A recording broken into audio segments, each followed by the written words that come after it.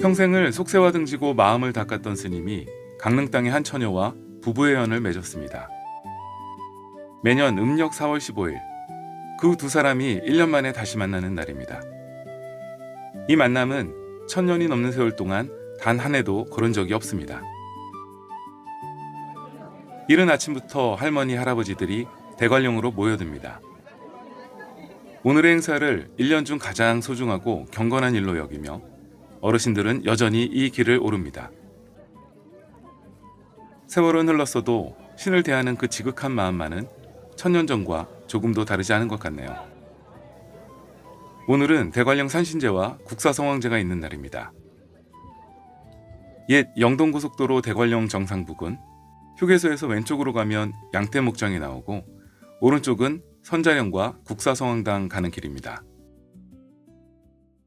대관령 산신제를 공행하겠습니다. 권관급 제지사. 오늘 이 행렬은 산신제부터 시작하는데요. 대관령의 산신은 바로 신라의 명장 김유신 장군입니다. 어린 시절 김유신은 이곳 명주 땅, 지금의 강릉으로 유학을 왔다고 합니다. 전해오는 이야기로는 김유신은 강릉의 선지사에서 명검을 만들었고 훗날 그 칼로 삼국 통일의 대업을 이뤘다고 합니다. 그 기백은 사후에도 이 산에 남아 대관령을 지나는 사람들을 지키는 산신이 되었다고 합니다. 산신제가 끝나고 걸음은 바로 옆 국사성왕당으로 이어집니다. 이곳의 주인은 신라의 고승 범일 스님입니다. 평생 수행에만 전념한 스님이 어째서 강릉을 지키는 수호신, 국사성왕신이 되었을까요? 당나라 유학을 마치고 돌아온 범일 스님은 신라 왕실로부터 서라벌로 오라는 청을 3번이나 받았습니다. 하지만 스님은 이를 모두 거절하고 끝까지 고향인 강릉 굴산사에 머물며 40년 동안 지역 백성들을 교화했습니다.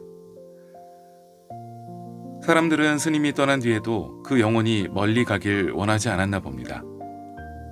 우리 곁에 영원히 남아 이 땅을 지켜주길 바랐던 그 간절한 마음이 모여 절집이 고승을 고을의 수호신으로 다시 태어나게 한 겁니다. 전해오는 이야기에 따르면 범일 스님은 탄생부터 예사롭지 않았습니다. 학산마을에 사는 한 처녀가 석천이라는 샘에 가서 물을 한 바가지 떠 마셨는데 그 물 안에는 해가 들어있었다고 합니다. 그 후 처녀는 사내 아이를 낳았는데 처녀의 집에서 아비 없는 아이를 낳은 것을 부끄럽게 여겨 뒷산 학바위 밑에 몰래 버렸습니다. 밤을 뜬 눈으로 지새운 처녀가 이튿날 올라갔는데 여러 마리의 학들이 붉은 알약 같은 열매를 아이의 입에 넣어주면서 날개로 감싸고 있었습니다. 이를 본 처녀와 가족들은 하늘이 보호하는 아이라고 생각해 집으로 데려왔는데 그 아이가 바로 훗날 범일 스님입니다. 유, 세차, 용호.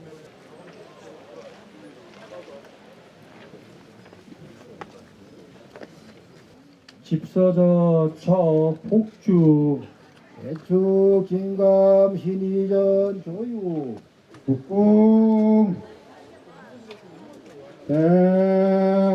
대웅 대웅 천하 부정아 어머님은 지하 부정아 감정에 갓에 따라 들고 안악내 치마 끝에 묻어 들고 눈으로 봐도 부정이고 유교식 제례만 지내는 산신제와 달리 국사성왕당에서는 유교식 제례를 마친 후 무당이 부정을 씻어내고 대관령 국사성왕신을 모시는 구슬합니다. 대관령아 국사 소왕님 모시고 대관령아 산신님 내야 모시옵시다. 서로 다른 방식 같지만 결국은 같은 마음으로 신을 모시는 방법입니다. 소왕님 내야 모시고 이어 신목잡이와 무당들은 신이 내린 단풍나무를 찾아 나섭니다.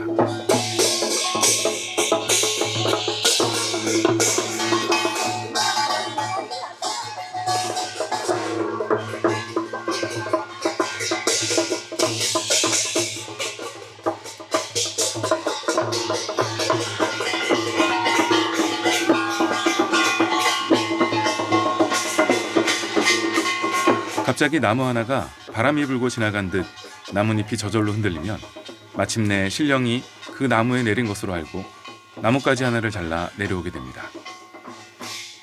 이것이 범일국사의 혼백이 깃든 나무 신목입니다.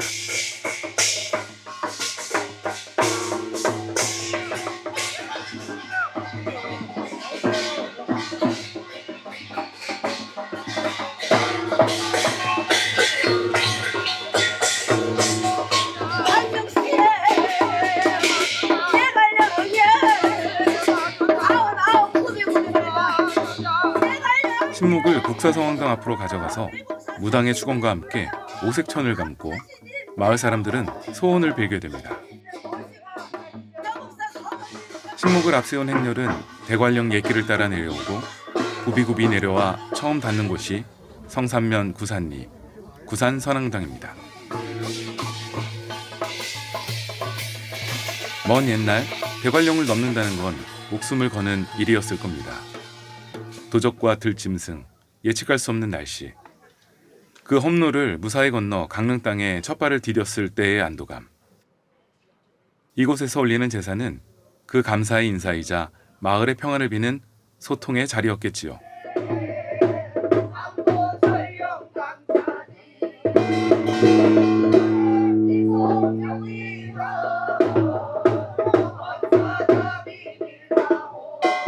이곳에서 유교식 제례와 무속굿을 한 후 발길은 이제 구정면 학산리로 향하게 되는데요. 범일국사가 태어난 바로 그 마을입니다. 지금은 논밭으로 변해버린 굴산사터. 그 벌판 한가운데 홀로 서 있는 거대한 단간지죠. 높이가 5.4m로 우리나라에서 가장 큰데요. 한때 굴산사가 얼마나 큰 절이었는지 가늠해 볼 수 있습니다. 학산선황당 주변에는 범일스님의 탄생설화가 깃든 우물, 석천이 있고 학이 아이를 품었던 학바위도 있습니다.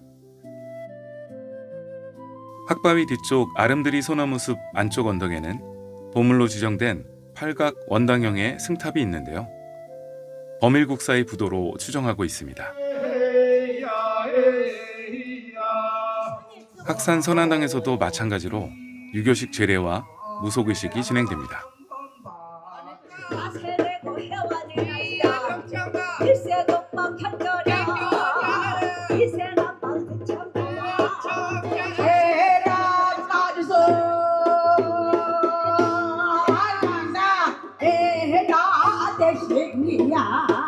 국사성황당, 구산선황당과 달리 이곳에서는 무녀들이 가락을 올리고 제관과 마을 사람들이 음복을 나눠 마시며 작은 놀이마당이 벌어집니다.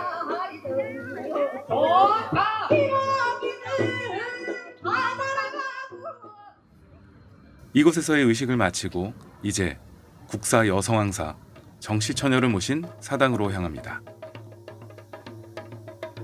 이런 이야기가 전해옵니다. 오래전 경방이라는 곳에 정씨 집안이 살았습니다. 관연한 딸이 있었는데 어느 보름달 뜬 저녁 딸이 노란 저고리에 치마를 입고 툇마을에 앉아 있다가 호련히 사라졌습니다. 이웃에 물으니 간밤에 호랑이가 업고 갔다고 했습니다. 그제서야 아버지는 얼마 전 꿈이 떠올랐습니다.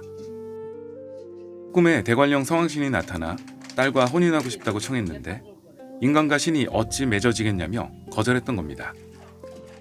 급히 대관령으로 올라가 보니 딸은 성황당 옆에 비석처럼 굳어 있었고 화공을 불러 딸의 얼굴을 그려 세우고 나서야 겨우 시신이 떨어졌다고 합니다. 그렇게 정시처녀는 국사성황신의 아내, 여성왕이 됐다는 이야기입니다. 그날이 음력 4월 15일이었다고 하는데요. 그래서 매년 이날 대관령에서 신목을 베어 이 사당까지 모셔오는 이유입니다. 1년 만의 만남.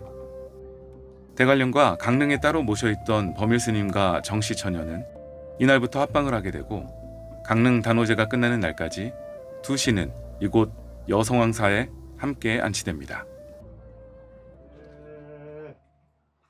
강릉 단오제하면 남대천 구판, 창포물의 머리 감기, 수리치떡 정도를 떠올리기 십상인데요. 그것도 물론 단오제의 일부입니다. 하지만 대관령 국사서왕제를 지내는 음력 4월 15일이야말로 본격적인 강릉 단오제의 시작이라고 할 수 있습니다.